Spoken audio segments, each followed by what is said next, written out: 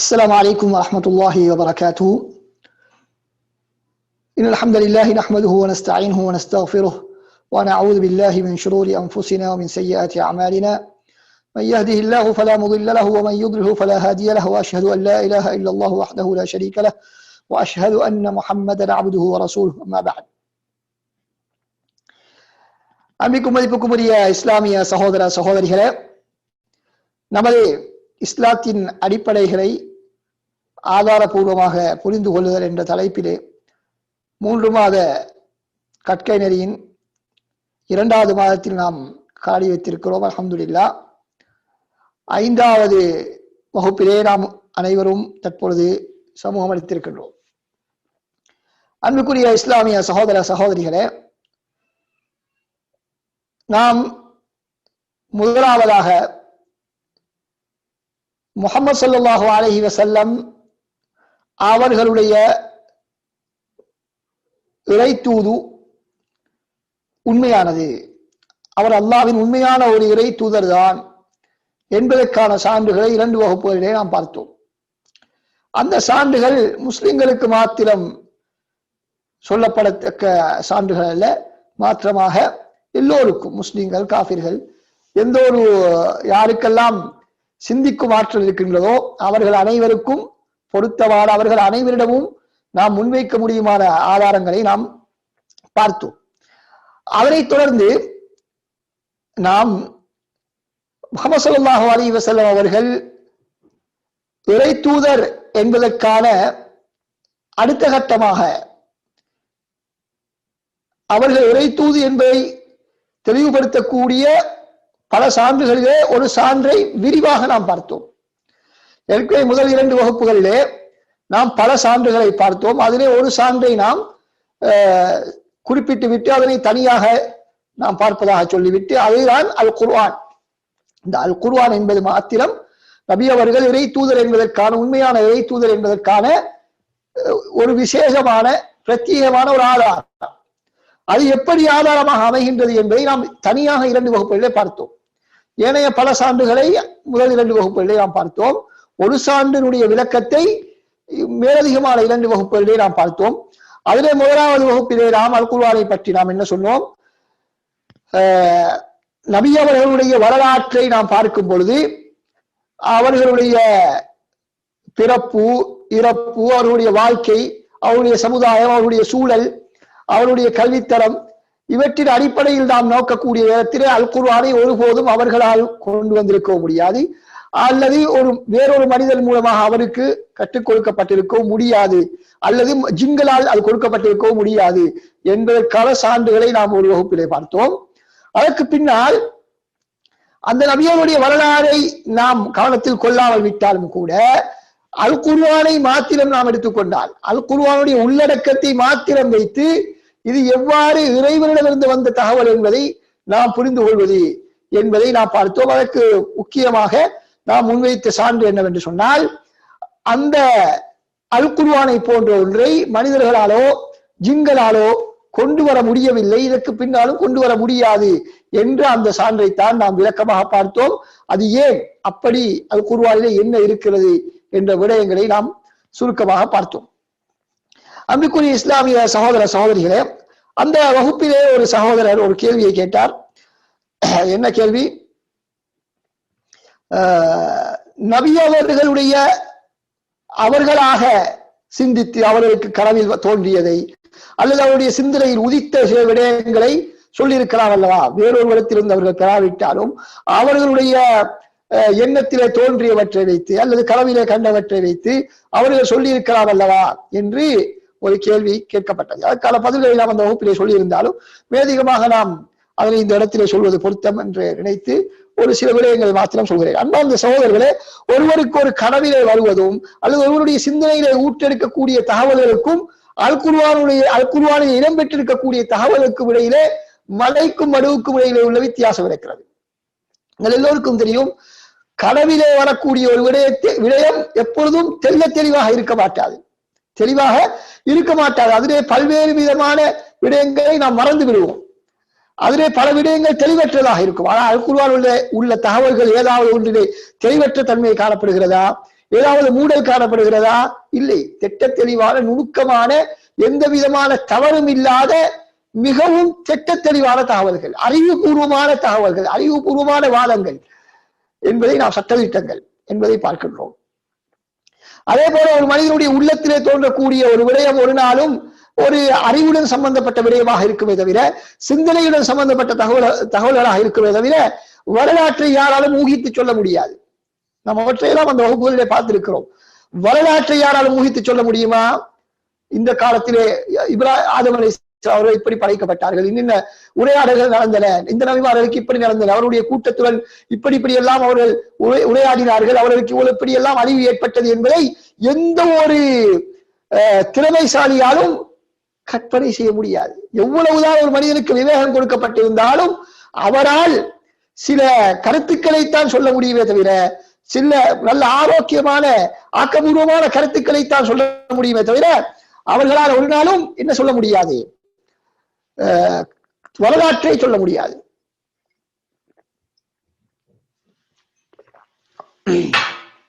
வரலாற்றை சொல்ல வேண்டும் என்று சொன்னால், அந்த வரலாறு நடந்த பொழுது, அந்த சம்பவம் நடந்த பொழுது அந்த இடத்திலே இருந்தவரால் மாத்திரம்தான் அதனை சொல்ல முடியும்.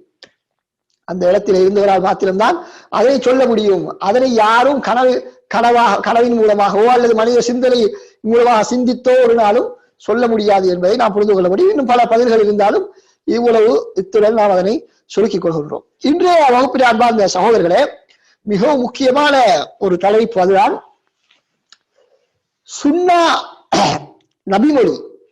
நபிமொழி மார்க்க ஆதாரமா என்ற தலைப்பு. அன்புக்குரிய இஸ்லாமிய சகோதர சகோதரிகளே, இன்று மிக பெரும் முஸ்லிம் சமுதாயத்துக்கு மத்தியிலே பல்வேறு விதமான கொள்கை பிரச்சனைகள் உருவாவதற்கு காரணம் இந்த நபிமொழி சம்பந்தமான தெளிவற்ற ஒரு நிலைப்பாடு. நபிமொழியை சுன்னாவை அணுகுவதை பற்றிய தெளிவற்ற ஒரு நிலைப்பாடு காணப்படுவதன் காரணமாகத்தான் இன்று இஸ்லாமிய சமுதாயத்துக்கு மத்தியிலே, முஸ்லிம்களுக்கு மத்தியிலே பல்வேறு விதமான கொள்கை பிரச்சனைகள் காணப்படுகின்றன. சிலர் நினைக்கிறார்கள், ஒரு சில ஹதீஸ்களை அல்லது பல ஹதீஸ்களை நாம் மறுப்பதிலே என்ன பிரச்சனை இருக்கிறது என்பதாக சிலர் நினைக்கலாம். அது ஒரு சர்வசாதாரண விடயம் தானே என்பதாக சிலர் நினைக்கலாம். இல்லை அன்பார்ந்த சகோதரர்களே, மாற்றமாக இப்படி ஹதீஸ்களிலே சந்தேகத்தை உருவாக்குவதுதான் ஒரு மனிதனுடைய வழிகேட்டினுடைய ஆரம்பம் என்பதை நாம் புரிந்து கொள்ள வேண்டும். இன்று பல முஸ்லிம்கள், குறிப்பாக அரபுலகத்திலே இஸ்லாத்தை விட்டு வெளியேறுவதற்கான காரணம், நாத்தியத்தை நோக்கி செல்வதற்கான காரணமாக அடையாளம் காணப்பட்டிருப்பது என்னவென்றால், சுன்னாவிலே அவர்களுக்கு ஏற்பட்ட சந்தேகம், நபிமொழிகளிலே அவர்களுக்கு ஏற்பட்ட சந்தேகம்தான் அவர்களை இஸ்லாத்தினுடைய எல்லையை விட்டு நகர்த்தி விட்டது என்பதை நாம் பார்க்கின்றோம். எனவே அன்பார்ந்த சகோதரர்களே, நாம் சில ஹதீஸிலே நமது முஸ்லிம்கள் உண்டாக்கக்கூடிய சந்தேகங்களை சர்வசாதாரணமாக எடை போட்டு விடக்கூடாது. அது பிற்காலத்திலே அது முற்றி சென்று இறுதியிலே இஸ்லாத்தினுடைய எல்லைக்கு அப்பால் தான் அவரை கொண்டு போய் சேர்க்கும் என்பதை நாம் மறந்துவிடக்கூடாது.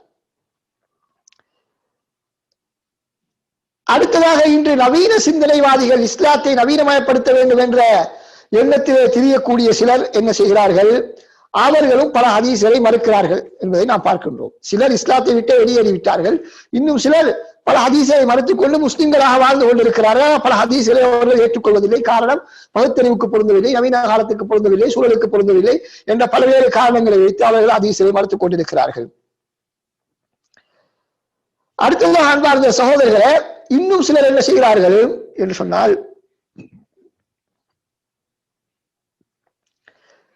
இந்த சுன்னாவை பாதுகாக்கிறோம் அல்லது இஸ்லாத்தை பாதுகாக்கின்றோம் என்ற பெயரிலே சுன்னா நபிமொழிகளை மறுத்துக் கொண்டிருக்கிறார்கள்.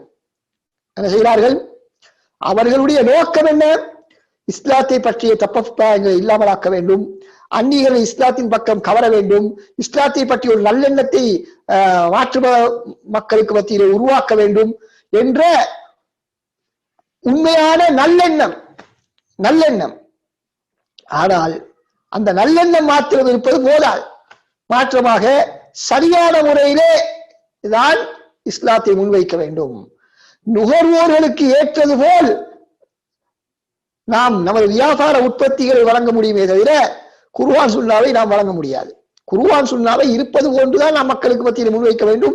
இஸ்லாத்தை அவருடைய தூய வடிவிலே நாம் மக்களுக்கு முன்வைக்க வேண்டும் தவிர மக்கள் என்ன இஸ்லாத்தை எதிர்பார்க்கிறார்களோ அந்த முறையிலே நாம் அதனை மாற்றி முன்வைக்க முடியாது என்பதை நாம் புரிந்து கொள்ள வேண்டும். எனவே அன்பார்ந்த சகோதரர்களே, இன்று பலரும் இஸ்லாத்தை பாதுகாப்பதற்காக வேண்டி போராடி கொண்டிருக்கிறார்கள்.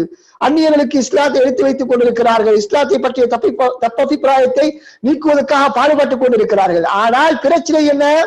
அப்படியான ஒரு நல்லெண்ணத்தில் செயற்படுவதற்கு அவர்கள் முயலக்கூடிய அந்த வழியிலே இந்த சுன்னாவை பற்றிய தெளிவு இல்லாததன் காரணமாக, நபிமொழி கலை, ஹதீஸ் கலை பற்றிய ஆழமான தெளிவு அவர்களிடத்தில் இல்லை என்பதன் காரணமாக பல தவறான பதில்களை வழங்கி இஸ்லாத்தை பாதுகாக்கின்றோம் என்ற பெயரில் இஸ்லாத்திற்கு பல்வேறு விதமான அவப்பெயர்களை அவர்கள் ஏற்படுத்தி கொண்டிருக்கிறார்கள் என்பதை நாம் பார்க்க முடியும். அன்பார்ந்த சகோதரர்களே, நாம் பதில்கள் வழங்குவது முக்கியமல்ல. அந்நியர்களுக்கோ அல்லது ஏனையவர்களுக்கோ சந்தேகத்தை கிளப்பக்கூடியவர்களுக்கு பதிலளிப்பது முக்கியமல்ல, சரியான முறையிலே பதிலளிப்பதுதான் முக்கியம். நாம் ஏதாவது ஒரு பதிலை சொல்வது முக்கியமல்ல, சரியான பதிலை வழங்க வேண்டும். எனவே நாம் உண்மையான பதிலை வழங்க வேண்டும், அதே நேரத்திலே அறிவுபூர்வமான பதிலை வழங்க வேண்டும், அதே நேரத்தில் உறுதியுடன் பதில்கள் அமைய வேண்டும். இந்த 3 பண்புகளும் நமது பதிலிலே காணப்பட வேண்டும். முதலாவது சரியான பதில்கள், இரண்டாவது அறிவுபூர்வமான பதில்கள், மூணாவது ஈமானிய உறுதியுடன் அமைந்த பதில்கள். நாம் பதிலளிக்க போய் நாம் அங்கே என்ன செய்துவிடக்கூடாது? ஆட்டம் கண்டுவிடக்கூடாது. நமது ஈமானுக்கு பாதிப்புகள் ஏற்பட்டு விடக்கூடாது. நாம் நபிமொழியை மறுத்து நாம் வழிகாட்டிலே சென்று மற்றவர்களை திருத்துவதற்கான முயற்சி செய்யக்கூடாது என்பதை நாம் புரிந்து கொள்ள வேண்டும். எனவே அன்பார்ந்த சகோதரர்களே, இன்று பலர் பதில் சொல்லக்கூடிய நேரத்தில் அவர்கள் அந்த மேற்குலக சித்தாந்தங்களுடைய மோகத்தின் விளைவாக, மேற்குலக கலாச்சாரம் நாகரிகத்தினுடைய தாக்கத்தின் விளைவினால் அவர்கள் ஒன்றில் ஹதீஸ்களை மறுத்து விடுகிறார்கள், அல்லது ஹதீஸ்களுக்கு தவறான விளக்கங்களை வழங்கி விடுகிறார்கள், அல்லது ஹதீஸ்களை விதிகளையே மாற்றி விடுகிறார்கள். ஹதீஸ்களை விதிகளை பற்றிய தெளிவு இல்லாததன் காரணமாக ஹதீஸ்களை விதிகளையே மாற்றி விடுகிறார்கள். குர்ஆனுக்கு முரணாக இருந்தால் ஹதீஸ்களை எல்லாம் மறுத்துவிட வேண்டும் என்ற அடிப்படையில் சில சித்தாந்தங்களை உருவாக்கி கொண்டு ஹதீஸ்களை விதிகளுக்கு மாற்றமாக பல்வேறு விதமான கருத்துக்களை மக்களுக்கு மத்தியில் முன்வைத்து இதுவரைக்கும் இஸ்லாமிய சமுதாயம், ஒட்டுமொத்த இஸ்லாமிய சமுதாயம் ஏற்றுக்கொண்டிருந்த நபிமொழிகளை எல்லாம் மறுக்கக்கூடிய நிலைமைக்கு சென்று இருப்பதை நாம் பார்க்கின்றோம். அன்பார்ந்த சகோதரர்களே, இவற்றையே நாம் கருத்தில் கொண்டு இப்படியான தவறான சிந்தனைகள், சுன்னாவை பற்றி தவறான சிந்தனைகள் எழுப்பப்படக்கூடிய நேரத்திலே நாம் இந்த தவறான சிந்தனைகளுக்கு ஆட்பட்டு விடாமல், மாட்டிக்கொள்ளாமல், அதிலே சிக்கிக்கொள்ளாமல் நாம் நம்மை எவ்வாறு பாதுகாத்துக் கொள்வதற்கு என்பதைத்தான் இந்த வகுப்பிலே நாம் உங்களுக்கு சொல்ல இருக்கின்றோம். இல்லாவிட்டால் இந்த வகுப்பை நீங்கள் படித்துவிட்டு இந்த வகுப்பிலே சொல்லக்கூடிய தகவல்களை வைத்து இந்த சுன்னாவுக்கு எதிரான பிரச்சாரம் செய்யக்கூடியவர்களுக்கு மறுப்பு வழங்குவதற்கான வகுப்பல்ல என்பதை நீங்கள் புரிந்து கொள்ள வேண்டும். அப்படி மறுப்பு வழங்குவது என்பது அது ஹதீஸ் கலையிலே மிக ஆழமான அறிவை பெற்றவர் பின்னால் தான் மறுப்பு வழங்க முடியும். இது எதற்காக நாம் சொல்கிறோம்? நம்மை நாம் பாதுகாத்துக் கொள்ள வேண்டும் என்பதற்காக. ஹதீஸ் கலையில யாராவது நமக்கு சந்தேகத்தை உண்டாக்கினால் அந்த சந்தேகத்திலே நாம் மாட்டிக்கொள்ளாமல், அந்த சிக்கலிலே நாம் மாட்டிக்கொள்ளாமல் நாம் நம்மை பாதுகாத்துக் கொள்வதற்கான சில வழிகாட்டுதல்கள் தான் இங்கு வழங்கப்படுகின்றன தவிர எமது ஈமானையும் நமது சந்ததியினுடைய ஈமானையும் நாம் பாதுகாத்துக் கொள்வதற்கான ஒரு வழிகாட்டலை தவிர மற்றவர்களுடைய விவாதம் செய்வதற்கோ அல்லது அவருடைய கேள்விகளுக்கு பதிலளிப்பதற்கோ நாம் இங்கு சொல்லப்படக்கூடிய விடயங்களை நாம் புரிந்து கொள்ளக்கூடாது என்பதை நாம் கவனத்தில் கொள்ள வேண்டும். அன்பிற்குரிய இஸ்லாமிய சகோதரர்களே, இந்த வகுப்பிலே நாம் பார்க்க இருக்கக்கூடிய முக்கியமான 3 விடயங்கள் இருக்கின்றன. முதலாவது விடயம் என்னவென்று சொன்னால், நபிமொழிகள், சுன்னா என்பது வஹீயின் ஒரு வகை. எல்லா முஸ்லிம்களும் ஏற்றுக்கொண்ட ஒரு விடயம்தான் அல் குர்ஆன், இறைவிடமிருந்து வழங்கப்பட்ட வஹி, இறை செய்தி, இறைவனால் வழங்கப்பட்ட செய்தி, அதுதான் வஹி. அல் குர்ஆன் என்பதிலே எந்த விதமான மாற்ற கருத்தும் இல்லை. ஆனால் அது மாத்திரமல்ல, இஸ்லாத்தை பொறுத்தவரையில் வஹி, அது அல்லாத வஹியும் உண்டு, அதுதான் சுன்னா. வஹி கைரு மத்லூ என்பதாக சொல்வார்கள். ஓதப்படாத வஹி. அல் குர்ஆன் ஓதப்படக்கூடிய வஹி, இது ஓதப்படாத வஹி. எனவே முதலாவது விடயம் சுன்னாவும் வஹிதான். எனவே அதனை பின்பற்றுவது கட்டாயம். எப்படி குர்ஆனை பின்பற்றுவது கட்டாயமோ அதே போல சுன்னாவை பின்பற்றுவதும் கட்டாயம். அடுத்த விடயம் என்ன? சுன்னா பாதுகாக்கப்பட்டது. சுன்னா சிலர் என்ன சொல்றார்கள், அதாவது இன்று என்ன பிரச்சனை இருக்கிறது என்று சொன்னால், இந்த சுன்னாவிலே சந்தேகங்களை உருவாக்கக்கூடியவர்கள் பல்வேறு தரப்பினர்கள் இருக்கிறார்கள், பல்வேறு பின்னணிகளை கொண்டவர்கள் இருக்கிறார்கள். எனவே அவர்கள் அனைவருக்கும் அனைவருடைய சந்தேகங்களையும் தீர்க்கும் விதமாகத்தான் நமது இந்த வகுப்புகள் அமைந்து காணப்படும் என்பதை நாங்கள் புரிந்து கொள்ள வேண்டும். அப்ப முதலாவது அஹ்லுல் குர்ஆனை மாத்திரம் ஏற்றுக்கொள்வோம் என்று சொல்லக்கூடியவர்களுக்கு பதிலாகத்தான் நாம் சுன்னாவும் வஹி அதனை பின்பற்றுவது கட்டாயம் என்ற அந்த தலைப்பை தெரிவு செய்திருக்கின்றோம். இரண்டாவது ஒரு சாரார் இருக்கிறார்கள். எப்படிப்பட்டவர்கள் என்று சொன்னால், அவர்கள் இந்த சுன்னா இருக்கிறது, சுன்னா அதனை ஏற்றுக்கொள்ளத்தான் வேண்டும். குர்ஆன் அல்லாத ஒரு வஹி இருக்கிறது என்று சொல்கிறார்கள். ஆனால் இன்று இருக்கக்கூடிய நபிமொழிகள் சுன்னா என்று ஏற்றுக்கொள்ள முடியாது. நபிமொழிகளை அது எந்தெந்த புகாரி முஸ்லிம் உட்பட எந்த நூல்களில் இடம்பெற்ற எந்த ஒரு ஹதீஸையும் நம்பகமான தகவலாக நாம் ஏற்றுக்கொள்ள முடியாது, ஊர்ஜிதம் அற்ற தகவல்கள் என்பதாக ஒரு வாதத்தை சிலர் வைக்கிறார்கள். அவர்களுக்கு மறுப்பாகத்தான் நாம் இரண்டாவது தலைப்பு என்ன, சுன்னா பாதுகாக்கப்பட்டுள்ளது, சுன்னா பாதுகாக்கப்பட்டுள்ளது என்ற விடயத்தை நாம் முன்வைக்கின்றோம். மூன்றாவதாக அன்பார்ந்த சகோதரர்களே, ஒரு சாரார் என்ன செய்கிறார்கள், சுன்னா பாதுகாக்கப்பட்ட வழிமுறை தவறானது என்பதாக சொல்கிறார்கள். அறிவுபூர்வமான விதிமுறைகள் குர்ஆன் சுன்னாவை பாதுகாப்பதற்கு பயன்படுத்தப்படவில்லை, எனவே அந்த பாதுகாக்கப்பட்ட முறையிலே கோளாறு இருக்கிறது என்பதாக சொல்கிறார்கள். அவர்களுக்கு பதிலாக நாம் மூணாவது தலைப்பாக இதை தெரிவு செய்திருக்கிறோம். சுன்னா பாதுகாக்கப்பட்ட வழிமுறை உலகத்திலே தகவல்களை ஊர்ஜிதம் செய்வதற்கு பயன்படுத்தப்படக்கூடிய மிக மிக உயர்ந்த தரத்தை உடைய வழிமுறையை கையாண்டுதான் இந்த சுன்னா பாதுகாக்கப்பட்டிருக்கிறது என்பதை நாம் மூன்றாவதாக சொல்ல இருக்கின்றோம். அன்பார்ந்த சகோதரர்களே, இந்த சுன்னாவை பற்றி நாம் பேசக்கூடிய நேரத்திலே நாத்திகர்களுடன் இந்த சுன்னாவை பற்றி பேசுவதில் அர்த்தம் கிடையாது. அல்லாஹ் இல்லை என்று சொல்லக்கூடியவர்கள், இறைவன் இல்லை என்று சொல்லக்கூடியவர்களுடன் நாம் கலந்துரையாடலுக்கு செல்லக்கூடிய நேரத்தில் அவர்களுடன் இறைவன் இருக்கிறாரா இல்லையா என்ற விவாதம் தான் அவர்களுடன் செய்ய வேண்டுமே தவிர, அந்த கலந்துரையாடலிலே அவர்களுடன் ஈடுபட வேண்டுமே தவிர, நபி அவர்களுடைய ஹதீஸ் சம்பந்தமான எந்த விதமான கலந்துரையாடல்களிலும் அவர்களுடன் நாம் ஈடுபட முடியாது. அவர்கள் அது சம்பந்தமான பேச்சுவார்த்தையை எடுத்தாலே நாம் என்ன சொல்ல வேண்டும், முதலாவதாக எங்களுக்கு மத்தியிலே உள்ள முதல் பிரச்சனையை தீர்த்து விட்டுதான் நாம் இங்கு வர வேண்டும். எனவே ஏனென்றால் இல்லாவிட்டால் ஒரு முடிவு காண முடியாது, ஒரு அடிப்படைகள் இல்லாமல் முடிவு காண முடியாது. எனவே சுன்னாவை நாம் நிறுவ வேண்டும் என்று சொன்னால் முதலாவது அல்லாஹ் இருக்கிறாரா இல்லையா என்பதை முடிவு செய்ய வேண்டும். அதுக்கு பின்னால் தான் சுன்னா நபித்துவத்தை பற்றி, நபியவர்களை பற்றி, சுன்னாவை பற்றி பேச முடியும். அடிப்படையை இல்லாமல், பவுண்டேஷன் இல்லாமல் கட்டிடம் எழுப்ப முடியாது. எனவே அவர்களுடன் சுன்னாவை பற்றி விவாதம் செய்வதில் எந்த விதமான அர்த்தமும் இல்லை. அதே போல யூத கிறிஸ்தவர்கள் இவர்களுடைய விவாதங்களிலும் நாம் முதலாவதாக எதனை பற்றி பேச வேண்டும், அவர்கள் இறைவன் இருக்கிறதை ஏற்றுக்கொண்டிருக்கிறார்கள், ஆனால் அவர்கள் நபி அவர்களை இறைவனுடைய தூதர் என்பதாக ஏற்றுக்கொள்ளவில்லை. முஹம்மது ஸல்லல்லாஹு அலைஹி வஸல்லம் அவர்களை இறை தூதர் என்பதாக அவர்கள் ஏற்றுக்கொள்வதில்லை. எனவே அவர்களுடன் நாம் பேச வேண்டியது என்ன, முஹம்மது ஸல்லல்லாஹு அலைஹி வஸல்லம் அவர்கள் இறை தூதர் என்பதை முதலாவது பேசி முடிப்போம். அதற்கு பின்னால் தான் ஹதீஸ்களை பற்றி நாம் பேச முடியும்.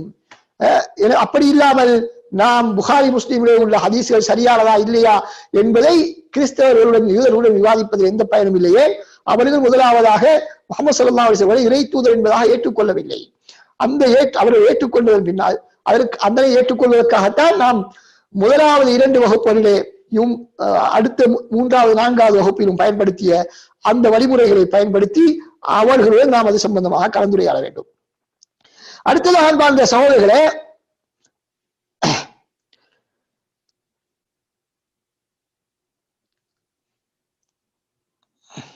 அடுத்த 2 சாராரையும் நான் உங்களுக்கு ஏற்கனவே சொல்லிவிட்டோம். அதாவது ஒரு சாரார் இருக்கிறார்கள், நபி அவர்கள் எங்களிடத்தில் நேரடியாக வந்து ஒரு கட்டளையிட்டாலும் நாம் பின்பற்றுவது கட்டாயம் இல்லை என்று சொல்லக்கூடியவர்கள். அதான் அஹ்லுல் குர்ஆன், குர்ஆனை மாத்திரம் ஏற்றுக்கொண்டவர்கள். அவர்களுக்கு நாம் என்ன செய்ய வேண்டும்? குர்ஆன் அல்லாத வஹீயும் இருக்கிறது என்பதை நிரூபிக்க வேண்டும். அடுத்ததாக ஒரு சாரார் என்ன, நபியவர்கள் நேரடியாக வந்து சொன்னால் நாம் ஏற்றுக்கொள்வோம், ஆனால் இன்று இருக்கக்கூடிய ஹதீஸை நம்மால் நம்ப முடியாது என்று சொல்லக்கூடியவர்கள், அவர்களுக்குத்தான் நாம் இந்த சுன்னா பாதுகாக்கப்பட்டது, அது பாதுகாக்கப்பட்ட வழிமுறை, சரியான வழிமுறை என்பதை நாம் அவர்களுக்கு நிரூபிப்போம் இன்ஷா அல்லாஹ்.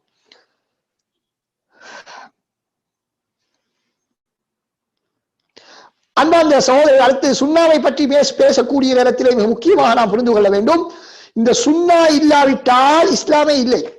சுன்னா இல்லாவிட்டால் இஸ்லாத்தை பின்பற்றுவது என்பது சாத்தியமற்ற ஒரு விடயம். அதனால் தான் இந்த அஹ்லுல் குர்ஆன் என்று சொல்லக்கூடியவர்கள், சுன்னாவை ஏற்றுக்கொள்ளாத இந்த குர்ஆனை மாத்திரம் ஏற்றுக்கொள்ளக்கூடியவர்கள் என்று சொல்லக்கூடியவர்கள், அவர்கள் ஆரம்ப காலத்திலே விரல் விட்டு எண்ணக்கூடியவர்கள் தான் இருந்தார்கள். அது சென்ற நூற்றாண்டிலே தான் அவர்கள் உருவாகினார்கள். இந்தியாவிலே, இந்திய கண்டத்திலே தான் அவர்கள் உருவாகினார்கள். அதற்கு முன்னால் இஸ்லாமிய சமுதாயத்திலே சுன்னாக்களை மறுக்கக்கூடிய முழு எந்த ஒரு நபிமொழியையும் ஏற்றுக்கொள்ளாத ஒரு சமுதாயம் தோன்றவில்லை. சில ஹதீஸ்களை ஏற்றுக்கொள்ளாதவர்கள் இருந்திருக்கிறார்கள். ஆனால் சுன்னாவையே ஏற்றுக்கொள்ள மாட்டோம், அது வஹி அல்ல என்று சொல்லக்கூடியவர்கள் இருக்கவில்லை. தற்காலத்திலே தான் உருவாகி இருக்கிறார்கள். அன்பார்ந்த சகோதரர்களே, அவர்களுக்கு இப்பொழுது சுன்னாவை எடுக்காவிட்டால் அவர்கள் எப்படி தொழப் போகிறார்கள், எப்படி நோன்பு நோக்கப் போகிறார்கள், எப்படி ஹஜ் செய்ய போகிறார்கள், எப்படி ஜகாத் கொடுக்க போகிறார்கள், எதுவுமே அவர்களால் செய்வது சாத்தியமல்ல. எனவே அவர்கள் தொழுகை எத்தனை நேரம் தொழ வேண்டும் என்பதிலே அவர்களிலே இருக்கக்கூடிய 4-5 பேர்களுக்கு மத்தியிலே பல்வேறு கருத்து வேற்றுமைகள். எத்தனை நேரங்கள் ஒரு நாளைக்கு எத்தனை நேரம் தொழுவது என்பதிலே கூட பல்வேறு கருத்து வேற்றுமைகள். இவ்வளவு இஸ்லாத்திலே தெளிவான ஒரு அடிப்படையிலே கூட ஒரு முடிவுக்கு வராத ஒரு நிலையில் தான் இந்த சுன்னாவை எடுக்காதவருடைய நிலைமை காணப்படுகிறது. எனவே சுன்னாவிலே கருத்து சந்தேகத்தை உருவாக்குவது இஸ்லாத்தை குடிதோண்டி புதைப்பதற்கு சமனாகும் என்பதை நாம் புரிந்து கொள்ள வேண்டும். சுன்னா என்று சொன்னால் என்ன? இந்த பாடத்திலே நாம் சொல்லக்கூடிய சுன்னா என்பது நபியுடைய சொல் செயல் அங்கீகாரத்தை தான் நாம் இந்த இடத்திலே சுன்னா என்பதாக குறிப்பிடுகின்றோம். அன்பார்ந்த சகோதரர்களே, பொதுவாக தெரியும் எங்களுக்கு அடிப்படை ஒரு விடயம்தான்,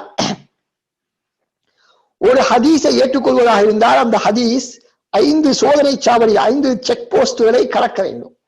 ஒரு ஹதீஸ் 5 சோதனை சாவடிகளை கடந்தால்தான் அது ஆதாரபூர்வமான ஹதீஸ் என்ற இடத்தை அடைய முடியும். ஆதாரபூர்வமான ஹதீஸ் என்ற இடத்தை அடைய வேண்டும் என்றால் ஒரு ஹதீஸ் 5 சோதனை சாவடிகளை தாண்டி செல்ல வேண்டும். முதலாவதாக அறிவிப்பாளர்களுக்கு இடையிலே தொடர்பு இருக்க வேண்டும். அறிவிப்பாளர்கள் ஒருவர் இன்னொருத்திலிருந்து கேட்டிருந்தால் தான் அந்த ஹதீஸ் முதலாவது சோதனை சாவடியை தாண்ட முடியும்.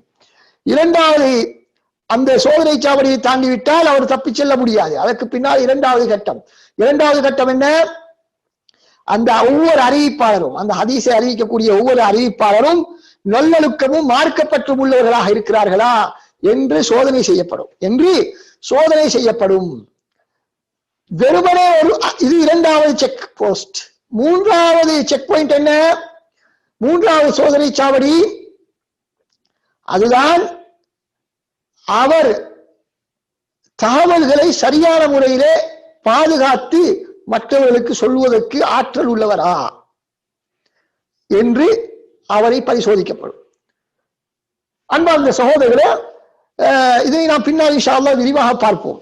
எனவே யாரும் நினைத்துவிடக் கூடாது, ஹதீஸ் கலை அறிஞர்களை ஒரு வெளிரங்கத்திலே அவர் பெரிய வணக்கசாலி போன்று நடித்து ஹதீஸ் கலை அறிஞர்களை ஏமாற்றி விடலாம் என்று யாரும் பகல் கனவு காண முடியாது. மாற்றமாக நீங்கள் எவ்வளவுதான் நடித்தாலும் அது ஹதீஸ் கலை அறிஞர்களிடத்திலே வேலை செய்ய மாட்டாது.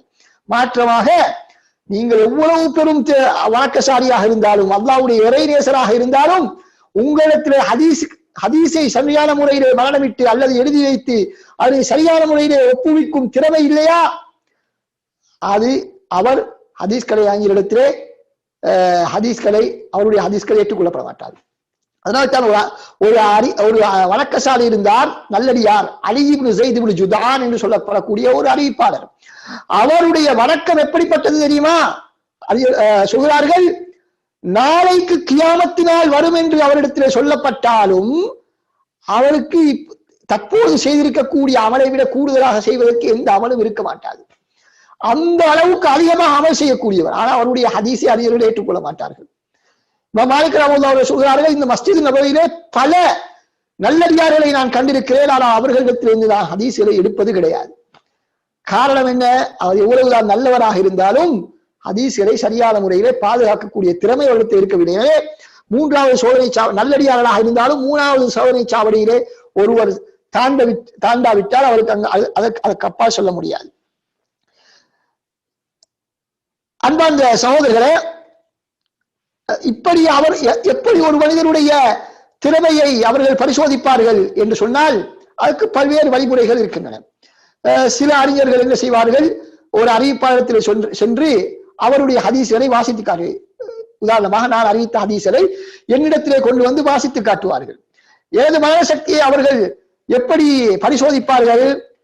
நான் சொன்ன ஹதீஸ்களை அவர்கள் வாசித்துக் கொண்டு போகும் பொழுது இடையிலே ஒரு ஹதீஸை போட்டு விடுவார்கள், நான் சொல்லாத ஒரு ஹதீஸ். இப்பொழுது நான் சொல்லாத ஹதீஸை அவர் சொல்லும் பொழுது, நான் சொன்னதாக படிக்கும் பொழுது அவரை நிறுத்தி இது நான் சொன்ன ஹதீஸ் அல்ல என்று நான் சொன்னால் அவர்கள் என்ன செய்வார்கள், இவர் உண்மையிலே திறமையானவர், இவருடைய மரண சக்தி உண்மையிலே பலமானது என்று தீர்மானித்து நான் சொல்லக்கூடிய ஹதீஸ்களை அவர்கள் நம்பி இவர் ஒரு நம்பகமான அறிவிப்பாளர் என்பதாக தீர்மானிப்பார்கள். இப்படியான பல்வேறு சோதனைகளுக்கு உட்பட்டுதான் ஒருவர் நம்பகமானவர் என்று தீர்மானிக்கப்படுவார். இது மாத்திரமல்ல, இன்னும் பல வழிமுறைகள் இருக்கின்றன. அது ஹதீஸ் கலையில் ஆழமாக படிக்கக்கூடிய நேரத்திலே அது புரியும். இன்ஷா அல்லாஹ் பின்னால் அடுத்த வகுப்பிலே அது சம்பந்தமான சில விளக்கங்களை உங்களுக்கு நாம் வாங்க இருக்கின்றோம். அடுத்தது அன்பார்ந்த சகோதரர்களே, நான்காவது சோதனை, நான்காவது பரீட்சை என்ன? ஒரு ஹதீஸ் சரியான ஹதீஸாக மாற வேண்டும் என்றால், ஏற்றுக்கொள்ளப்படக்கூடிய ஹதீஸாக மாற வேண்டும் என்றால் அவருடைய உள்ளடக்கம், ஹதீஸ் அறிவிப்பாளர் அறிவிப்பை ஹதீஸை அறிவிக்கிறார் என்று சொன்னால் அவர் முதலாவது நம்பகமானவர் என்று தீர்மானிப்பதற்கு முன்னால் அந்த ஹதீஸை பார்க்கப்படும். அவர் சொல்லக்கூடிய தகவல் எப்படியாக இருக்கிறது, இவர் குர்ஆனுக்கு மாற்றமான ஹதீஸை சொல்கிறாரா, ஏனைய ஹதீஸ்களுக்கு ஏனைய பலமான அறிவிப்பாளர்கள் அறிவித்த ஹதீஸ்களுக்கு மாற்றமான ஹதீஸை இவர் சொல்கிறாரா, இஸ்லாத்திலே ஒரு புதிய அடிப்படையை உருவாக்கும் விதமான ஹதீஸை சொல்கிறாரா என்றெல்லாம் பார்க்கப்படும். அறிவிப்பாளர் மிகவும் பலமானவராக இருந்தால் அது ஏற்றுக்கொள்ளப்படும். ஆனால் அவர் சாதாரண ஒருவராக இருந்தால் அவருடைய அந்த ஹதீஸிலே பல்வேறு விதமான சிக்கல்கள் உருவாகும் என்பதை அறிஞர்கள் தெளிவுபடுத்தியிருக்கிறார்கள். அடுத்ததாக ஐந்தாவது சோதனை என்னவென்று சொன்னால், இப்போது 4 விதமான சோதனைகளையும் தாண்டி ஹதீஸ்களை அறிவிப்பாளர்கள் அனைவருமே சிறந்தவர்கள், சொல்லப்படக்கூடிய தகவல்களிலும் எந்த விதமான சிக்கலும் கிடையாது, அறிவிப்பாளருக்கு மத்தியிலே தொடர்பும் இருக்கிறது.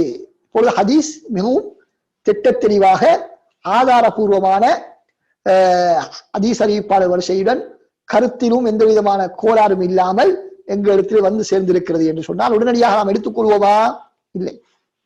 மாற்றமாக அந்த ஹதீஸ் அறிவிக்கப்பட்ட ஏனைய அனைத்து அறிவிப்புகளையும் அறிஞர்கள் ஒன்று திரட்டி ஏதாவது இந்த நம்பகமான அறிவிப்பாளர்கள் என்றாலும் மனிதர்கள் அல்லவா, ஏதாவது தவறிழைத்திருக்கிறார்களா என்று ஆய்வு செய்வார்கள் அறிஞர்கள்.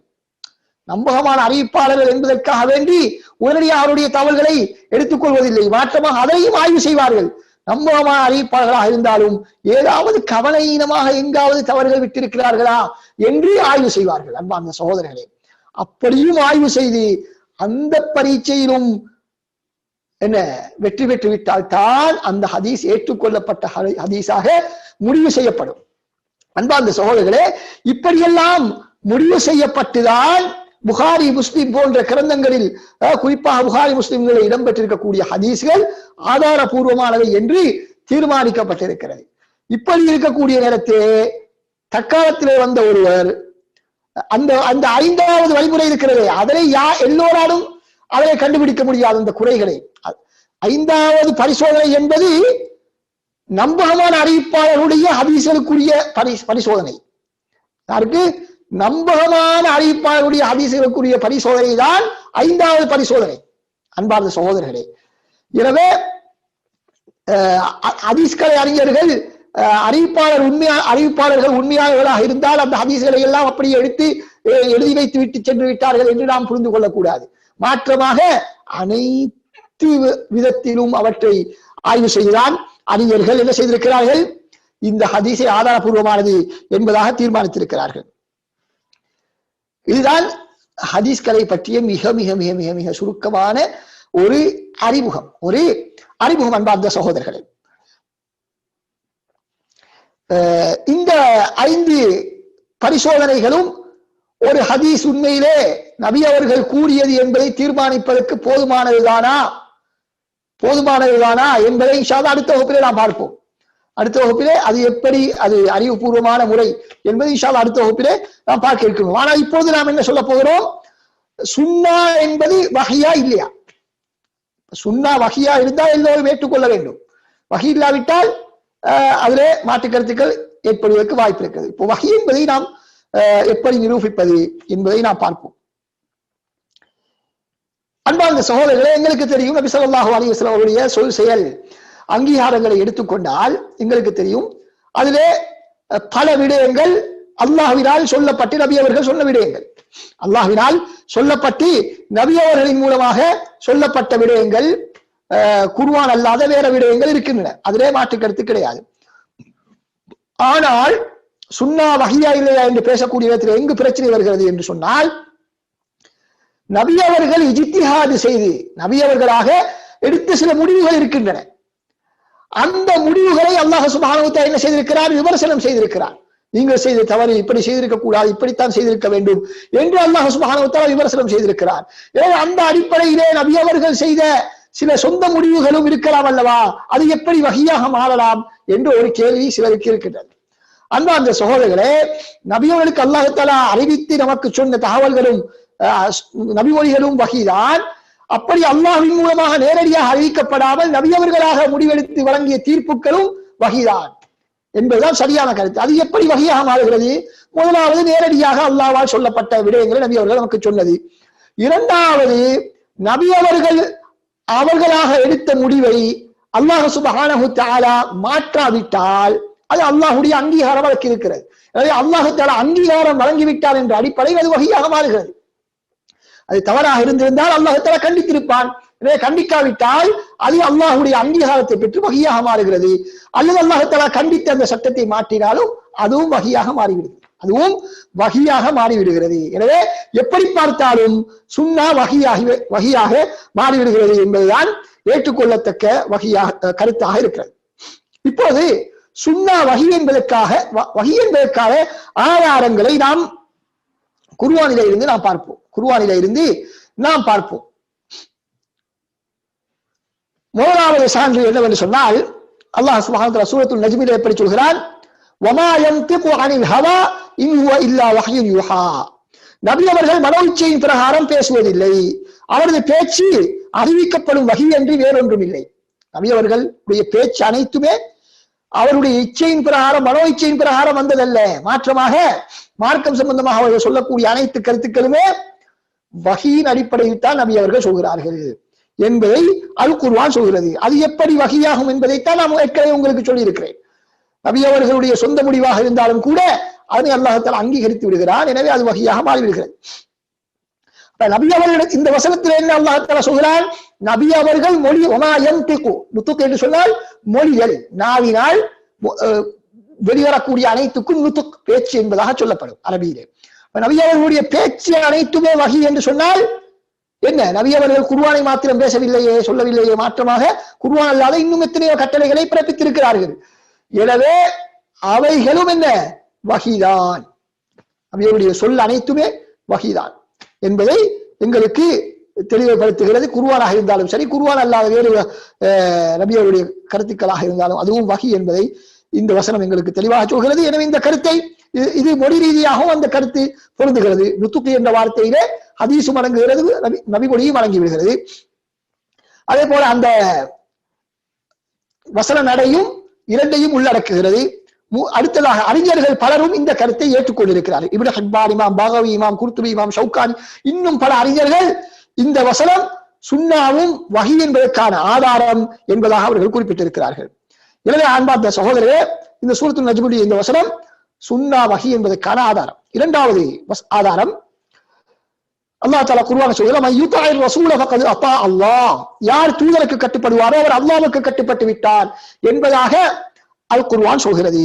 எனவே அன்பார்ந்த சகோதரர்களே, நபி அவர்களுக்கு கட்டுப்படுவது அல்லாஹ்வுக்கு கட்டுப்படுவதாக சொல்லப்படுவதிலிருந்து நபி அவர்களுடைய அனைத்து சொல் செயல் அங்கீகாரமும் வஹி என்பதை நம்மால் மிக இலகுவாக புரிந்து கொள்ள முடிகிறது. இல்லாவிட்டால் அல்லாஹ்வுக்கு கட்டுப்பட்டதாக அமைய முடியாது. வஹி இல்லாவிட்டால் நபி அவர்களுக்கு கட்டுப்படுவது அல்லாஹ்வுக்கு கட்டுப்படுவதாக இருக்க முடியாது என்பதை நாம் புரிந்து கொள்ள வேண்டும்.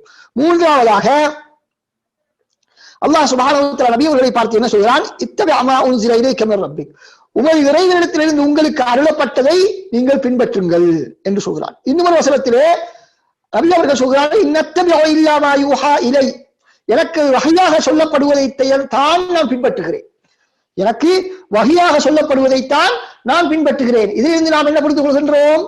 நபி அவர்களுடைய அனைத்து சொல் செயல் அங்கீகாரம் அனைத்தும் இந்த வஹியை பின்பற்றுவதிலே அடங்கக்கூடியது. எனவே நபி அவருடைய செயல்களாக இருந்தாலும் சொல்லாக இருந்தாலும் அங்கீகாரமாக இருந்தாலும் அவைகள் இந்த வஹியிலே உள்ளடங்கி வருகிறது. ஏன் நபி அவர்கள் சொல்கிறார்கள், அல் குர்ஆன் அல்லாஹ் தஆலா சொல்லி காட்டுகிறார், நபியே சொல்லுங்கள், இன் அத்தபிஉ இல்லா மா யூஹா இலை, எனக்கு வஹியாக அறிவிக்கப்படுவதைத்தான் நான் பின்பற்றிக் கொண்டிருக்கிறேன். எனவே நபி அவர்களுடைய அனைத்து விடயங்களும் வஹியிலே உள்ளடங்குகிறது என்பதை இந்த வசனம் எங்களுக்கு தெளிவாக சொல்கிறது. நான்காவது ஆதாரத்தை பாருங்கள். அல்லாஹ் தஆலா குர்ஆன்ல சொல்கிறான், நபியே லா துஹர்ரிக் பிஹி லிசானக லிதஅஜல பிஹி, வஹி அருளப்படும் பொழுது நீங்கள் அவசரமாக அதனை மனநமிட்டுக் கொள்ள வேண்டும் என்பதற்காக வேண்டி உங்கள் நாவை அசைக்க வேண்டாம். மாற்றமாக ஃபைதா கரஅனாஹு ஃபத்தபி குர்ஆன, நாம் ஓதி காட்டியதன் பின்னால் நீங்கள் அதனை தொடர்ந்து ஓதுங்கள், அதற்கு பின்னால் அதனை தெளிவுபடுத்தும் பொறுப்பு எம்மை சார்ந்ததாகும் என்பதாக அல்லாஹ் தஆலா சொல்கிறார். அப்ப இந்த தெளிவுபடுத்தும் பொறுப்பு என்பது விளக்கம் என்ன என்பதை சொல்லும் பொழுது இப்னு அப்பாஸ் ரலியல்லாஹு அன்ஹு சொல்கிறார்கள், அதுதான் தொழுகை நோன்பு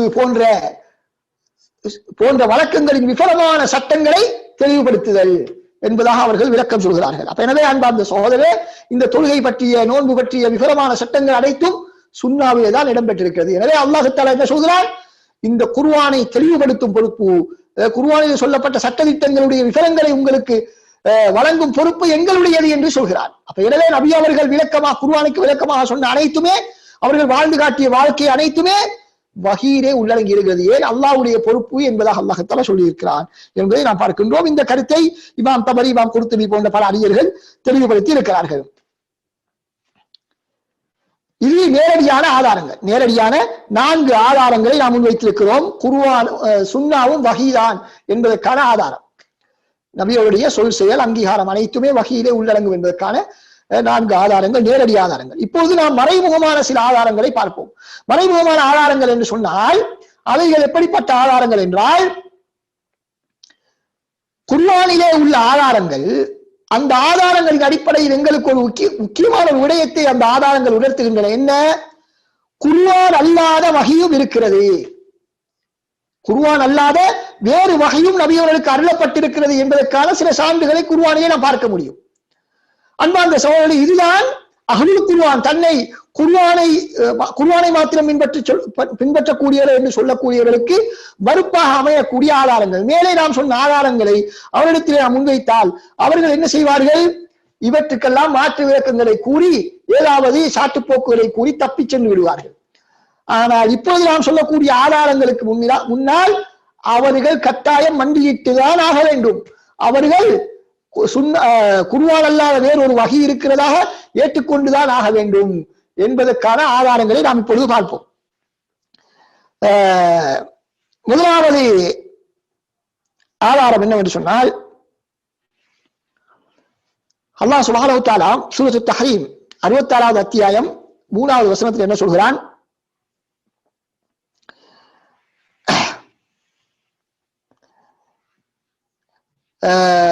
நபி ஸல்லல்லாஹு அலைஹி வஸல்லம் மனைவிமார்களுக்கு மத்தியில் நடைபெற்ற ஒரு விடயம். அதாவது நபி அவர்கள் ஹப்ஸா ரலியல்லாஹு அன்ஹா அவர்களுக்கு ஒரு ரகசியத்தை சொல்கிறார்கள். அந்த ரகசியத்தை ஹப்ஸா ரலியல்லாஹு அன்ஹா அவர்கள் ஆயிஷா ரலியல்லாஹு அன்ஹா அவர்களுக்கு கூறிவிட்டார்கள். நபி அவர்கள் யாருக்குமே சொல்லக்கூடாது என்று சொன்ன ஒரு ரகசியத்தை ஹப்ஸா ரலியல்லாஹு அன்ஹா ஆயிஷா ரலியல்லாஹு அவர்களுக்கு அறிவித்து விட்டார்கள். இப்பொழுது ஹப்ஸா ரலியல்லாஹு அன்ஹா கேட்டார்கள், ரசூலுல்லாஹி ஸல்லல்லாஹு அலைஹி வஸல்லம் அவர்கள், ஏன் இந்த ரகசியத்தை நீங்கள் சொன்னீர்கள், ஏன் இந்த ரகசியத்தை நீங்கள் மற்றவர்களுக்கு சொன்னீர்கள் என்பதாக கேட்கிறார்கள். அப்பொழுது அந்த ஹப்ஸா ரலியல்லாஹு அன்ஹா கேட்கிறார்கள், மன் அம்பஅக ஹாதா, உங்களுக்கு இந்த ரகசியத்தை நான் மற்றவர்களுக்கு சொன்னேன் என்று உங்களுக்கு யார் சொன்னது என்று ஹப்ஸா ரலியல்லாஹு அன்ஹா கேட்பதை அல்லாஹ் தஆலா குர்ஆனிலே சொல்கிறார். மன் அம்பஅக ஹாதா என்று கேட்கிறார்கள் ஹப்ஸா ரலியல்லாஹு அன்ஹா. அதற்கு பதிலாக அல்லாஹ் தஆலா என்ன சொல்கிறான், நப்பஅனி அல் அலீமுல் கபீர், நபி அவர்கள் சொன்னார்கள், அல்லாஹ் தஆலா எனக்கு அறிவித்து தந்து விட்டார். அப்படி என்றால் உங்களுடைய மனைவி ஹப்ஸா ரலியல்லாஹு அன்ஹா நீங்கள் கூறிய ரகசியத்தை ஆயிஷா ரலியல்லாஹு அவர்களுக்கு அறிவித்து விட்டார்கள் என்று அல்லாஹ் தஆலா நபி அவர்களுக்கு வஹி அறிவித்தார். அதைத்தான் இந்த வசனம் சொல்கிறது. இப்படி ஒரு வஹி அறிவித்ததாக இந்த வசனம் சொல்கிறது. இப்ப அந்த வஹி எங்கே? அல்லாஹ் தஆலா நபி அவர்களுக்கு சொன்ன அந்த வஹி எங்கே? உங்களுடைய மனைவி ஆயிஷா நாயகியிடம் உங்களுடைய ரகசியத்தை சொல்லிக் கொடுத்து விட்டார் என்று சொன்ன அந்த வஹி குர்ஆனிலே எங்கும் கிடையாது. அப்படி என்றால் அந்த வஹி எங்கே? அதுதான் சுன்னா. அதுதான் குர்ஆன் அல்லாத வஹியும் இருப்பதற்கான ஒரு தெளிவான ஆதாரம் என்பதை இந்த வசனம் எங்களுக்கு தெளிவாக சொல்கிறது.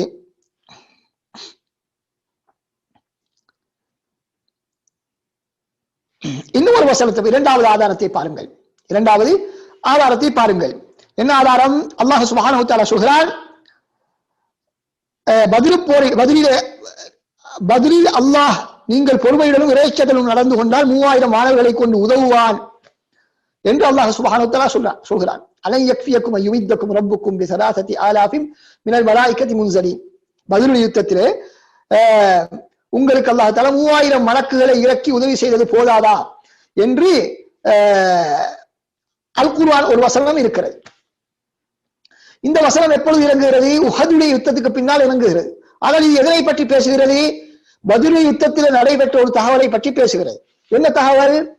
நபி அவர்கள் அந்த ரசூலுல்லாஹ் சஹாபாக்களுக்கு பத்ர் யுத்தத்திலே சொன்னார்கள், அல்லாஹ் தஆலா 3000 மலக்குகளை இறக்கி உங்களுக்கு உதவி செய்வதாக வாக்களித்திருக்கிறார் என்று பத்ருடைய யுத்தத்திலே நபி அவர்கள் சொன்னார்கள். அந்த வஹி எங்கே? குர்ஆனிலே இல்லை. குர்ஆனிலே இல்லை. இந்த வசனத்தில் இருக்கிறது என்று சொன்னால் இல்லை, இந்த வசனம் பத்ருடைய யுத்தத்தின் சமயத்தில் இறக்கப்படவில்லை. இது உஹதுடைய பத்ருக்கு பின்னால் 2 வருடங்களுக்கு பின்னால் நடைபெற்ற அல்லது 1 வருடத்திற்கு பின்னால் நடைபெற்ற உஹதுடைய யுத்தத்திற்கு பின்னால் தான் இறக்கப்படுகிறது. எனவே அன்பார்ந்த சகோதரர்களே, பத்ர் யுத்தத்திலே மலக்குமார்களை கொண்டு உதவி செய்வதாக அல்லாஹ் அளித்த வாக்குறுதி குர்ஆனிலே கிடையாது. குர்ஆனிலே அந்த பத்ர் யுத்தம் நடைபெற்ற சந்தர்ப்பத்திலே இறக்கப்படவில்லை. அப்ப எனவே அதிலிருந்து என்ன விளங்குகிறது? நபியர்களுக்கு அல்லாஹ் தஆலா குர்ஆன் அல்லாத வேறொரு வஹியின் மூலமாக இந்த வாக்குறுதியை வழங்கியிருந்தான் என்பதைத்தான் நம்மால் புரிந்து கொள்ள முடியும். எனவே குர்ஆன் அல்லாத வேறொரு வஹியும் இருக்கிறது, அதுதான் சுன்னா என்பதை நம்மால் புரிந்து கொள்ள முடியும். மூன்றாவது ஆதாரத்தை பாருங்கள். அல்லாஹ் சுப்ஹானஹு வ தஆலா சொல்கிறான், இந்த கிப்லா மாற்றிய சம்பவத்தை பற்றி சொல்லும் பொழுது, நபி அவர்கள் மதீனாவுக்கு வந்ததன் பின்னால் கிப்லா கஅபாவின் பக்கம் மாற்றப்பட வேண்டும் என்று விரும்பினார்கள். ஏன்? பைத்துல் முகத்தஸை நோக்கி நபி அவர்கள் தொழுது கொண்டிருந்தார்கள். எனவே பைத்துல் முகத்தஸ் இல்லாமல் காபத்துல்லாவை நோக்கினால் நல்லதாக இருக்கும் என நபி அவர்கள் ஆசைப்பட்டார்கள். ஆனாலும் நபி அவர்களாக காபாவின் பக்கம் மாறவில்லை. ஏன்? நபி அவர்களுக்கு ஏற்கனவே பைத்துல் முகத்தஸை முன்னோக்குமாறு ஒரு கட்டளை இருக்கிறது. எனவே நபி அவர்கள் மாறவில்லை. அப்படி ஒரு கட்டளை இல்லாவிட்டால் நபி அவர்கள் மாறி இருப்பார்கள். நபி அவர்கள் என்ன செய்திருப்பார்கள்? கட்டாயம் மாறி இருப்பார்கள். ஏன் மாறவில்லை? அல்லாஹ்வுடைய ஒரு கட்டளை வரும் வரை எதிர்பார்த்திருக்கிறார்கள். ஆரம்பத்திலே பைத்துல் முகத்தஸை நோக்கி தொழுமாறி கட்டளையிடப்பட்டிருந்தது. அந்த கட்டளையை மாற்றி காபத்துல்லாவை நோக்கி தொழுமாறி கட்டளை வர வேண்டும். அப்போதுதான் மாற முடியும். எனவே இது என்ன ஆதாரம் இதுல இருக்கிறது என்று சொன்னால், பைத்துல் முகத்தஸை நோக்கித்தான் நீங்கள் தொழ வேண்டும் என்ற அந்த கட்டளை எங்கே? குர்ஆனிலே எங்கே இருக்கிறது? எனவே குர்ஆன் அல்லாத ஒரு வஹியின் மூலமாகத்தான் அந்த பைத்துல் முகத்தஸை நோக்கி தொழ வேண்டும் என்ற கட்டளை நபி அவர்களுக்கு வழங்கப்பட்டிருந்தது. எனவே குர்ஆனை மாத்திரம்தான் நாம் ஏற்றுக்கொள்வோம் என்று சொல்வது நியாயமற்ற வாதம் என்பதை நம்மால் இதன் மூலமாக புரிந்து கொள்ள முடியும். அடுத்த 4வது ஆதாரத்தை பார்ப்போம். அல்லாஹ் தஆலா சூரத்துல் பக்ராவுடைய 187வது வசனத்திலே, நோன்பு நாட்களில் இரவுகளில் நீங்கள் உங்கள் மனைவிகளுடன் வீடு கூடுவது உங்களுக்கு அனுமதிக்கப்பட்டிருக்கிறது.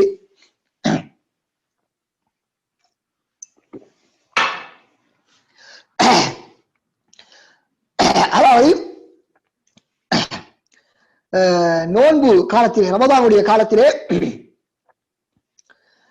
நோன்பு திறந்ததன் பின்னால் உங்களுக்கு என்ன செய்யலாம்? அடுத்த நாள் நோன்பு நோக்கும் வரைக்கும் உங்களுடைய மனைவிமாருடன் உறவு கொள்வதில் இந்த தவறும் கிடையாது, அனுமதிக்கப்பட்ட விடயம் என்று அல்லாஹ் தஆலா சொல்கிறார். ஏன் அப்படி சொல்கிறான்? ஏற்கனவே ஹராமாக்கப்பட்டிருந்தது. ஏற்கனவே ஹராமாக்கப்பட்டிருந்ததன் காரணமாகத்தான் அல்லாஹ் தஆலா என்ன சொல்கிறான்? இப்பொழுது ஹலாலாக்கப்பட்டிருக்கிறது என்பதாக சொல்கிறான். இப்பொழுது கேள்வி என்ன? ஏற்கனவே ஹராமாக்கிய அந்த கட்டளை எங்கே? ஏற்கனவே அல்லாஹ் தஆலா ஹராமாக்கிய அந்த கட்டளை எங்கே? குர்ஆனில் எங்கும் கிடையாது. அப்படி என்றால் குர்ஆன் அல்லாத ஒரு வஹீயின் மூலமாக அல்லாஹ்வுடைய கட்டளை வந்திருந்தது. தற்பொழுது குர்ஆன் என்ற வஹீயின் மூலமாக அந்த கட்டளை நீக்கப்படுகிறது என்பதை நம்மால் இலகுவாக புரிந்து கொள்ள முடியும்.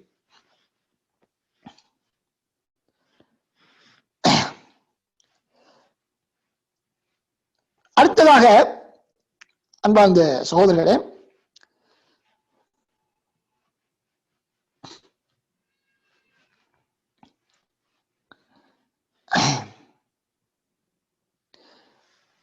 இவைகளெல்லாம் இப்பொழுது நாம் கூறிய ஆதாரங்கள் குர்ஆனை ஏற்றுக்கொண்டு வஹீயை ஏனைய ஹதீஸை நாம் எடுக்க மாட்டோம் என்று சொல்லக்கூடிய அந்த அஹ்லு குர்ஆனுக்கு மறுப்பாக அல் குர்ஆனில் இருந்து நாம் வழங்கக்கூடிய ஆதாரங்கள்.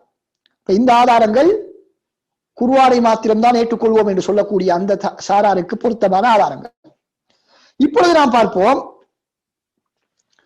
சிலர் இருக்கிறார்கள், எங்களுக்கு தெரியும் ஹதீஸ் ஆதாரம் தான், ஹதீஸ் மார்க்க ஆதாரம் தான் என்று ஏற்றுக்கொண்டாலும் அதிலே பல்வேறு விதமான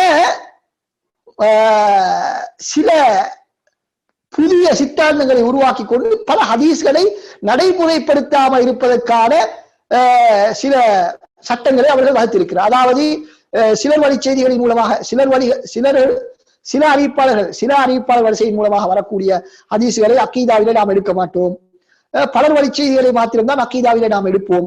அதே போல சட்டவாக்க சுன்னா, சட்டவாக்கமில்லாத சுன்னா என்று ஹதீஸ்களை பிரித்து நாம் ஹதீஸ்களை நாம் தற்காலத்தில் உள்ள பொருளாதார துறையிலோ அல்லது அரசியல் துறையிலோ நாம் எடுக்க மாட்டோம். அது நபி அவர்கள் அந்த காலத்திலே அவர்கள் ஒரு நீதிபதி என்ற வகையிலே தான் அந்த தீர்ப்புகளை வழங்கினார்கள். எல்லோருக்கும் கட்டாயமான கட்டளையாக இருக்கவில்லை என்றெல்லாம் பல்வேறு விதமான புதிய நவீன சித்தாந்தங்களை உருவாக்கி வைத்துக் கொண்டு ஹதீஸ்கள் அனைத்தையும் பின்பற்றாமல் ஹதீஸ்களில் சிலரை மாத்திரம் எடுப்பது, சிலரை மற்றவற்றை புறக்கணிப்பது என்பது போன்ற ஒரு சிந்தனையிலே சிலர் இருக்கிறார்கள். இவர்களுக்கு நாம் சொல்லக்கூடிய மறுப்பு தான் சுன்னாவிலே இருந்து மறுப்பு. என்ன மறுப்பு? சுன்னாவிலே பல ஆதாரங்கள் இருக்கின்றன. நபி அவர்களுடைய அனைத்து நபிமொழிகளும் கட்டாயம் ஏற்று பின்பற்றத்தக்கவைகள் தான் என்பதற்கான ஆதாரங்கள். அதே ஒரு ஆதாரம் தான் நபி ஸல்லல்லாஹு அலைஹி வஸல்லம் சொல்கிறார்கள். அபூ தாவூத், திர்மிதி, இப்னு மாஜா போன்ற பல ஹதீஸ் கிரந்தங்களில் பதிவு செய்யப்பட்டிருக்கிறது. நாம் குர்ஆனை போன்ற ஒன்றையும் வழங்கப்பட்டிருக்கிறேன். ரசூலுல்லாஹ் தடை செய்ததும் அல்லாஹ் தடை செய்தது போன்றுதான் என்று ரசூல் ஸல்லல்லாஹு அலைஹி வஸல்லம் சொல்கிறார்கள். எனவே இதன் மூலமாக குர்ஆனை எப்படி நாம் பின்பற்ற வேண்டுமோ ஹதீஸ்களையும் அவ்வாறே முழுமையாக நாம் பின்பற்றி நடக்க வேண்டும். அதுவும் வஹீதான் என்பதற்கு இது தெளிவான ஆதாரமாக இருக்கிறது. அதே போல ரசூல் ஸல்லல்லாஹு அலைஹி வஸல்லம் ஹதீஸிலே சொல்கிறார்கள், புகாரி முஸ்லிமில் வரக்கூடிய ஹதீஸ், ஊஹிய இலைய அன்னக்கும் துஃப்தனூன ஃபீ குபூரிக்கும், நீங்கள் கபரிலே கேள்வி கணக்கு கேட்கப்படுவீர்கள், கபரிலே கேள்வி கணக்கு கேட்கப்படுவீர்கள் என்று எனக்கு வஹி அருளப்பட்டிருக்கிறது என்று ரசூலுல்லாஹ் சொல்கிறார்கள். அப்படி வஹி ஒன்று இருக்கிறதா குர்ஆனிலே? கபரிலே கேள்வி கேட்கப்படும் என்று இருக்கிறதா? இல்லை. அப்படி என்றால் எங்கே? சுன்னாவிலே தான் இருக்கிறது. அப்ப சுன்னா வஹி என்பதற்கு இந்த ஹதீஸ் ஆதாரம். நபி அவர்களே சொல்கிறார்கள், எனக்கு வஹி அருளப்பட்டது என்று நபி அவர்கள் சொல்கிறார்கள். ஹதீஸை குறித்து தான் நபி அவர்கள் இப்படி வஹி அருளப்பட்டதை சொல்கிறார்கள். அந்த கபரிலே கேள்விகளுக்கு கேட்கப்படும் என்பது குர்ஆனிலே இல்லை. எனவே ஹதீஸிலே தான் அது இருக்கிறது என்பதை நாம் பார்க்கிறோம்.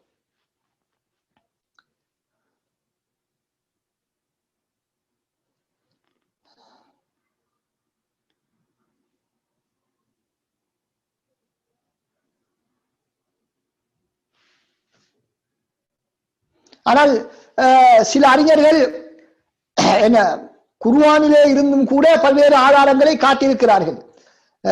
கபரிலே வேதனை இருக்கிறது, கபரிலே வேதனை உண்டு என்பதற்கான ஆதாரங்களை சில அறிஞர்கள் காட்டியிருக்கிறார்கள். அது யாருக்கு என்று சொன்னால் ஹதீஸ்களை ஏற்றுக்கொள்ளாதவர்களுக்கும் அது ஆதாரமாக அமைந்துவிடும். அப்படி குர்ஆனில் இருந்து நாம் ஆதாரம் சொல்வது, ஹதீஸ்களை ஏற்றுக்கொள்ளாதவர்களும் கபருடைய வேதனையை ஏற்றுக்கொள்ள வேண்டும் என்ற கட்டாயம் அவர்களுக்கு ஏற்படுவது. ஆனால் யாரெல்லாம் ஹதீஸ்களையும் குர்ஆனையும் ஏற்றுக்கொள்கிறார்களோ அவர்களுக்கு இரண்டு புறத்திலிருந்து ஆதாரங்கள் இருக்கின்றன. குர்ஆனிலும் ஆதாரம் இருக்கிறது, ஹதீஸிலும் கபருடைய வேதனை இருக்கிறது என்பதற்கான ஆதாரம் உண்டு. அடுத்ததாக அன்பார்ந்த சகோதரர்களே, ரசூல் ஸல்லல்லாஹு அலைஹி வஸல்லம் பல ஹதீஸ்களை நாம் பார்க்கின்றோம். அதிலே நபி அவர்கள் ஜிப்ரீல் அலைஹிஸ்ஸலாம் அவர்கள் வந்தார்கள், அல்லாஹ்விடத்திலிருந்து ஒரு தூதர் என்னிடத்தில் வந்து இப்படி சொன்னார் என்று பல ஹதீஸ்கள் நாம் பார்க்கின்றோம். புகாரில வரக்கூடிய ஒரு ஹதீஸ், அல்லாஹ்விடத்திலிருந்து ஒருவர் என்னிடத்தில் வந்து, ஒரு மலக்கு வந்து இந்த இடத்திலே நீங்கள் தொழுங்கள் என்று சொன்னார் என்று ரசூலுல்லாஹி ஸல்லல்லாஹு அலைஹி வஸல்லம் சொல்கிறார்கள். எனவே தெளிவாக நபி அவர்கள் சொல்கிறார்கள், சில சந்தர்ப்பங்களில் குர்ஆன் அல்லாத கருத்துக்களை மக்களுக்கு சொல்லும் பொழுது இது நபி ஜிப்ரீல் மூலமாக எனக்கு வந்தது. எங்களுக்கு தெரியும் ஹதீஸ் ஜிப்ரீல் முக்கியமான ஒரு ஹதீஸ். ஜிப்ரீல் அலைஹிஸ்ஸலாம் அவர்கள் தான் வந்து எனக்கு இதை சொன்னார்கள் என்று ரசூலுல்லாஹ் சொல்கிறார்கள். அதே போல இந்த ஹதீஸ், இந்த இடத்தில் நீங்கள் தொழுங்கள் என்று இறைவிடத்திலிருந்து ஒருவர் வந்து எனக்கு சொன்னார் என்பதாக நபி அவர்கள் சொல்கிறார்கள். இப்படி பல ஹதீஸ்கள் இருக்கின்றன. இப்படி பல ஹதீஸ்களை நாம் பார்க்க முடியும். அதே போல உமிர்த்து அவுனுஹீத் நபி அவர்கள் சொல்வார்கள், எனக்கு கட்டளையிடப்பட்டிருக்கிறது அல்லது எனக்கு தடை செய்யப்பட்டிருக்கிறது என்பது போன்ற வார்த்தை பிரயோகங்கள் நபி அவர்கள் பயன்படுத்துவார்கள். உதாரணமாக சஹீஹ் முஸ்லிமில் வரக்கூடிய ஒரு ஹதீஸ், நபி அவர்கள் சொல்கிறார்கள், நான் ருக்கூவிலோ அல்லது சஜிதாவிலோ இருக்கும் பொழுது குர்ஆன் ஓதுவதற்கு தடை செய்யப்பட்டிருக்கிறது, தடை செய்யப்பட்டுள்ளேன், எனக்கு தடை விதிக்கப்பட்டுள்ளது என்பதாக நபி அவர்கள் சொல்கிறார்கள். எனவே இது தெளிவாக நபி அவர்களுக்கு வஹீயின் மூலமாக கூறப்பட்ட ஒரு விடயம் என்பதற்கு மிக தெளிவான ஒரு ஆதாரம். அதே போல ஜிப்ரீல் அலைஹிஸ்ஸலாம் அவர்கள் வந்தார்கள் என்று சொல்லப்படக்கூடிய ஹதீஸ், அதே போல உமிர்த்து அன் உகாத்தில அன்னாஸ, மக்களுடன் போராடுமாறு எனக்கு சொல்லப்பட்டிருக்கிறது என்ற ஹதீஸ்கள் எல்லாம் இதனை உணர்த்துகிறது. குர்ஆன் அல்லாத வஹீ நபி அவர்களுக்கு வந்ததாக நபி அவர்கள் ஹதீஸ்களே சொல்லி இருக்கிறார்கள். அப்ப எனவே ஹதீஸ்கள் வஹீதான். எனவே அவற்றிலே தரம் பிரிக்க முடியாது. ஹதீஸ்களை நாம் என்ன செய்ய முடியாது, ஆதாரபூர்வமானது என நிரூபிக்கப்பட்டு விட்டால் அவற்றுக்கு மத்தியிலே எந்த விதமான வேறுபாடும் காட்டக்கூடாது, ஏற்றத்தாலும் காட்டக்கூடாது. அனைத்து ஹதீஸ்களையும் நமது வாழ்விலே எடுத்து நடக்க வேண்டும், நம்பிக்கை சம்பந்தப்பட்டவைகளை நம்ப வேண்டும் என்பதைத்தான் இவைகள் எங்களுக்கு தெளிவாக உணர்த்துகின்றன.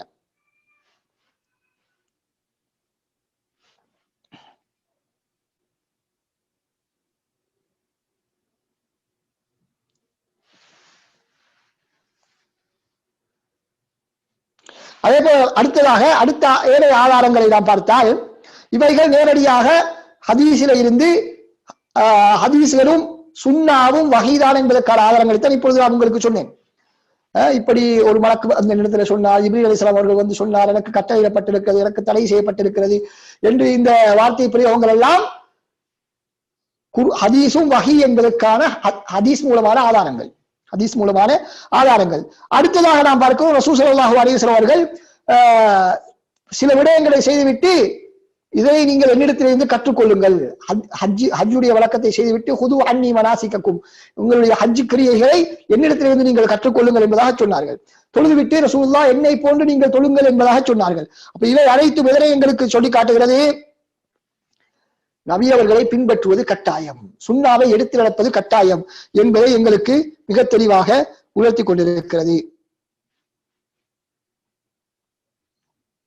அதே போல நபி ஸல்லல்லாஹு அலைஹி வஸல்லம் அற்புதங்கள், அதே போல நபி ஸல்லல்லாஹு அலைஹி வஸல்லம் அவர்கள் சொன்ன மறைமுகமான செய்திகள், மறைமுகமான கைப் சம்பந்தப்பட்ட மறைவான செய்திகள், இவைகள் எல்லாம் நபி அவர்களுக்கு சொல்லப்படுவது வஹீதான். நபி அவர்கள் சொல்லக்கூடிய விடயம் வஹீதான் என்பதற்கு ஆதாரம்.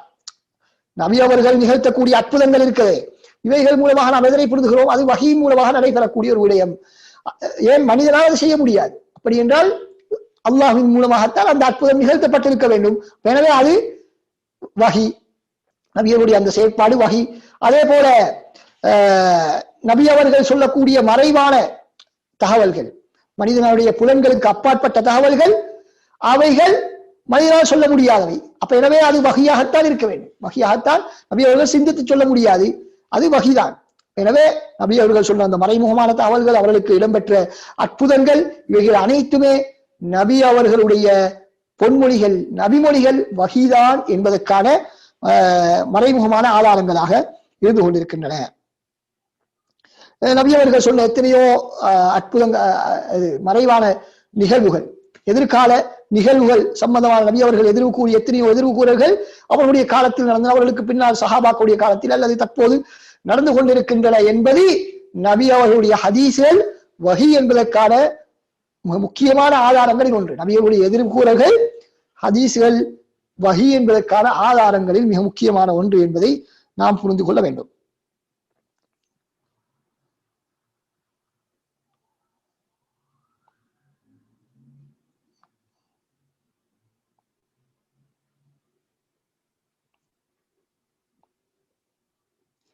எனவே அன்பார்ந்த சகோதரர்களே, எப்பொழுது இந்த சுன்னா வஹி என்பதாக நிரூபணமாகிவிட்டதோ அதன் மூலமாக எங்களுக்கு முடிவு செய்யலாம், எப்படி குர்ஆனை பின்பற்றுவது கட்டாயமோ அதே போன்று சுன்னாவையும் பின்பற்றுவது கட்டாயம்.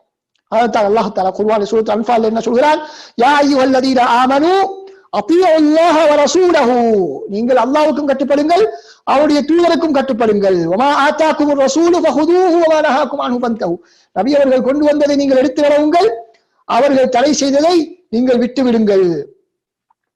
குல் அத்தீஉல்லாஹ வ அத்தீஉர் ரசூல் என்று அல்லாஹ் தஆலா சொல்கிறார். இப்படி பல்வேறு வசனங்களில் அல்லாஹ் சுப்ஹானஹு வ தஆலா நபி அவர்களை பின்பற்றுவது கட்டாய கடமை என்பதை எங்களுக்கு உணர்த்துகிறார். எனவே அன்பார்ந்த சகோதரர்களே, இன்றைய வகுப்பிலே நாம் பார்த்த விடயங்களை சுருக்கமாக சொல்வதாக இருந்தால், சுன்னா என்பது வஹி என்பதற்கான ஆதாரங்களை, குர்ஆனில் இருந்து நேரடியான ஆதாரங்களை நாம் பார்த்தோம். அடுத்ததாக குர்ஆனில் இருந்து மறைமுகமான ஆதாரங்களாக குர்ஆன் அல்லாத வஹியும் உண்டு என்பதற்கான குர்ஆன் கூறக்கூடிய ஆதாரங்களை நாம் பார்த்தோம்.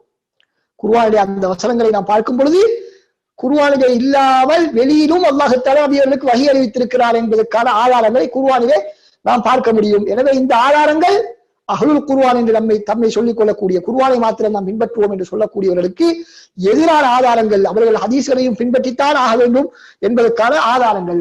அடுத்ததாக சுன்னாவிலே இருந்து நேரடியான சில ஆதாரங்களை பார்த்தோம். சுன்னாவும் வஹீதான் என்பதை தெளிவுபடுத்தக்கூடிய ஆதாரங்கள். அடுத்ததாக நாம் சுன்னாவிலே இருந்து சில ஆதாரங்களை பார்த்தோம்.